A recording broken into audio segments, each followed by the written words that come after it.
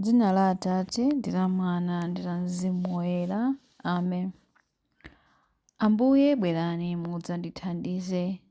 Ulemu ukhale kwa Atate ndi kwa Mwana ndi kwa Mzimu Woyera, monga panali poyamba, tsopano ndi masiku onse, ndi pa nthawi zosatha. Amen.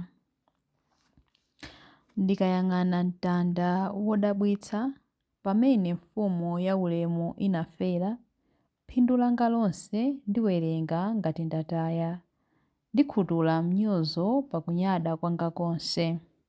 Ambuye, letsani kunyada kwanga, ndipulumutseni mu imfa ya Khristu Mulungu wanga. Zosangalatsa zomwe zimandikondweretsa koposa ndizipereka nsembe ku magazi ake. Onani kuchokera kumutu wake, mapazi ake komanso manja ake. Chisoni ndi chikondi zikuyenderera munsi mosakanikirana. Chikondi chimenechi ndi chisoni kodi zinakumanapo, kapena minga kupanga nsangamutu yopambana chonchi. Zonse zachilengedwe m'dziko zikanakhala zanga, zikanakhala mphatso yaying'ono chotere. Chikondi chodabwitsa, umulungu wodabwitsa, mzimu wanga, moyo wanga, komanso ine ndese ndizisowa. Ulemu ukhale kwa Atate ndi kwa Mwana ndi kwa Mzimu Woyera, monga panali poyamba, tsopano ndi masiku onse, ndi pa nthawi zosatha. Amen. Chilimbi 1. Mulungu adadzoza Yesu Khristu kukhala muweruzi wa amoyo ndi akufa. Chauta adawuza mbuye wanga kuti, khala kudzanja langa lamanja mpaka nditasandutsa adani ako kukhala ngati chopondapo mapazi ako. Chauta adzakuza ufumu wako wamphamvu kuchokera ku Ziyoni. Khala mfumu yolamulira adani ako. Anthu ako adzazipereka mwaufulu pa tsiku limene udzaonetse mphamvu zako pa phiri loyera. Anyamata ako adzabwera kwa iwe mu unyinji wawo, monga mmene mame amabwerera mmamawa. Chauta walumbira ndipo sadzasintha maganizo ake akuti, ndiwe wansembe mpaka muyaya, unsembe wake wonga uja wa Melikizedeki. Ambuye ali pambali pako, adzaphwanya mafumu pa tsiku la mkwiyo wawo, adzamwa mu mtsinje wa mchira, ndipo adzaweramutsa mutu monyadira. Ulemu ukhale kwa Atate ndi kwa Mwana ndi kwa Mzimu Woyera, monga panali poyamba, tsopano ndi masiku onse, ndi pa nthawi zosatha. Amen. Mulungu adadzoza Yesu Khristu kukhala muweruzi wa amoyo ndi akufa. Chilimbi 2.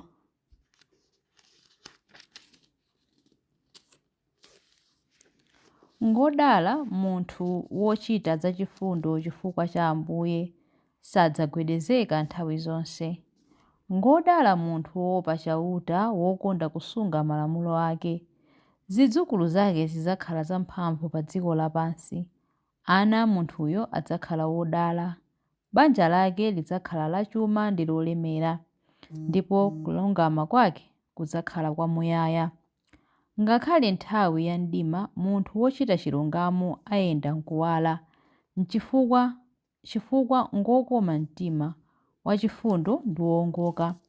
Munthu amene amakongoza mosafuna phindu, amene amayendetsa ntchito zake mwachilungamo, zinthu zimamuyendera bwino. Pakuti munthu wochita chilungamo sadzagwedezeka konse, sadzayiwalika mpaka muyaya. Saopa akamva zoyipa zimene zichitika.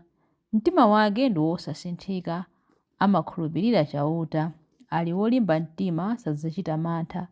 Potsiriza adzaona adani ake atagonja. Amapereka chithandizo mwaufulu, amawolowa m'manja kwa anthu osauka. Chilungamo chake chidzakhala chamuyaya. Adzakhala wamphamvu ndipo anthu adzamupatsa ulemu. Munthu woyipa amaona zimenezi ndipo amapsa nazo mtima, amakukuta mano nazimirira. Zokhumba za munthu woyipa sizidzachitika konse. Ulemu ukhale kwa Atate ndi kwa Mwana ndi kwa Mzimu Woyera, monga panali poyamba, tsopano ndi masiku onse, ndi pa nthawi zosatha. Amen. Ngodala munthu wochita zachifundo, chifukwa cha Ambuye sadzagwedezeka nthawi zonse. Chilimbi 3. Zonse zimene Mulungu adalosera kudzera mwa aneneri ake zokhuza masautso amene Khristu adzakumane nawo zakwaniritsidwa. Khristu nayenso adamva zowawa chifukwa cha inu, nakusiyirani chitsanzo kuti muzilondola mapazi ake. Iye sadachitepo tchimo lililonse ndipo sananene bodza lililonse. Pamene anthu ankamuchita chipongwe, iye sadabwezere chipongwe. Pamene ankazunzika, iye sadaopseze, koma adapereka zonse kwa Mulungu amene amaweruza molungama.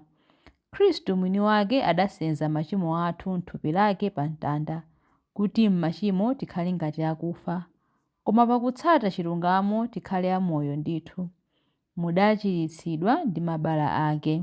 Ulemu ukhale kwa Atate ndi kwa Mwana ndi kwa Mzimu Woyera, monga panali poyamba, tsopano ndi masiku onse, ndi pa nthawi zosatha. Amen. Zonse zimene Mulungu adalosera kudzera mwa aneneri ake zokhuza masautso amene Khristu adzakumane nawo zakwaniritsidwa. Mawu a Mulungu. Mawu akuchokera mu buku la 1 Korinto 9 verse 24 mpaka na 25. Monga inu simudziwa kuti pa mpikisano waliwiro onse amathamanga koma mmodzi yekha ndiye amalandira mphotho? Tsono kuthamanga kwanu kukhale kwakuti nkukalandira mphotoyo. Aliyense wothamanga pa mpikisano waliwiro amadziletsa pa zonse. Iwo amachita zimenezi kuti akalandire mphotho ya nkhata ya maluwa yotha kufota, koma mphotho imene ife tidzalandire ndi yosafota. Mawu a Ambuye. Tithokoze Mulungu. Chiyankho. Timvereni Ambuye ndipo tichitireni chisoni popeza tinakuchimwirani. Timvereni Ambuye ndipo tichitireni chisoni popeza tinakuchimwirani. Yesu Khristu, imvani madandaulo athu odzichepetsa popeza tinakuchimwirani. Ulemu ukhale kwa Atate ndi kwa Mwana ndi kwa Mzimu Woyera. Timvereni Ambuye ndipo tichitireni chisoni popeza tinakuchimwirani. Chilimbi cha Amayi Mariya. M'kale lomwe sikudamveke konse kuti wina adapenyetsa munthu wakhungu kupatula Khristu yekha, Mwana wa Mulungu. Mtima wanga ukutamanda Ambuye ndipo mzimu wanga ukukondwera mwa Mulungu Mpulumutsi wanga, popeza kuti wayang'ana kutsika kwa mtumiki wake. Ndithu kuyambira tsopano anthu a mibado yonse adzanditcha wodala. Iye amene ali wamphamvu wandichitira zazikulu, ndipo dzina lake nloyera. Amawachitira chifundo anthu a mibado ndi mibado amene amamulemekeza. Wachita zamphamvu ndi dzanja lake. Wabalalisa anthu a mtima wonyada. Mafumu amphamvu wawatsitsa pa mipando yawo yachifumu. Anthu wamba nkuwakweza. Anthu anjala wawakhutitsa ndi zabwino. Anthu olemera nkuwabweza osawapatsa kanthu. Wadzathandiza anthu ake Aisraeli pokumbukira chifundo chake. Izi ndi zomwe adalonjeza kuti adzawachitira makolo athu akale aja, Abrahamu ndi zidzukulu zake mpaka muyaya. Ulemu ukhale kwa Atate ndi kwa Mwana ndi kwa Mzimu Woyera, monga panali poyamba, tsopano ndi masiku onse, ndi pa nthawi zosatha. Amen. M'kale lomwe sikudamveke konse kuti wina adapenyetsa munthu wakhungu kupatula Khristu yekha, Mwana wa Mulungu. Mapemphero. Tiyeni mosalekeza tipereke matamando kwa Khristu mphunzitsi wathu ndiponso mutu wathu, amene adabwera kudzatumikira ndi kuchita zabwino kwa aliyense. Modzichepetsa ndiponso mokhulupirira tiyeni tipemphe. Bwerani Ambuye mudzayendere mbumba yanu. Ambuye muzikhala nawo pafupi aepiskopi ndi ansembe a mpingo wanu, amene amagawana nanu udindo wanu monga mutu ndiponso m'busa wa mpingo, athe kutsogolera anthu anu kwa Atate pansi pa utsogoleri wanu.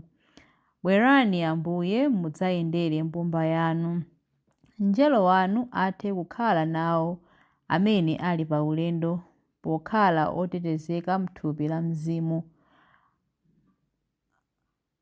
Bwerani Ambuye mudzayendere mbumba yanu. Tiphunzitseni kutumikira anthu ena mu zosowa zawo, ndipo tikhale monga inu amene munabwera kudzatumikira osati kudzatumikiridwa. Bwerani Ambuye mudzayendere mbumba yanu. Lolani kuti m'banja m'bale ndi mlongo adzitha nthawi zonse kutumikirana wina ndi mnzake, kuti pakutero banjalo lithe kukhala chiyambi cha mzinda wa umodzi ndi mphamvu. Bwerani Ambuye mudzayendere mbumba yanu. Achitireni chifundo anthu onse akufa. Abweretseni ku masomphenya a ulemerero wanu. Bwerani Ambuye mudzayendere mbumba yanu. Bwerani Ambuye mudzayendere mbumba yanu pamene tikupemphera kuti: Atate athu muli kumwamba, dzina lanu liyeretsedwe, ufumu wanu udze, kufuna kwanu kuchitidwe monga kumwamba choncho pansi pano. Mutipatse ife lero chakudya chathu cha lero. Mutikhululukire ife zochimwa zathu, monga ifenso takhululukira adani athu. Musatisiye ife m'chinyengo, koma mutipulumutse ife kwa zoyipa. Amen. Tipemphere. Atate amtendere, timakondwera mu mawu mwana wanu Yesu Khristu amene amatilunzamitsa kwa inu. Tiyeni tifulumire kupita ku Pasaka ndi changu, chikhulupiriro ndi chikondi. Tikupempha izi kudzera mwa Ambuye athu Yesu Khristu mwana wanu, amene ali ndi moyo ndi ufumu limodzi nanu ndi Mzimu Woyera, Mulungu tsopano ndi pa nthawi zosatha. Amen. Ambuye atidalitse, atiteteze ife ku zoyipa zonse ndi kutifikitsa ku moyo wosatha. Amen. Dzina la Atate ndi la Mwana ndi la Mzimu Woyera. Amen.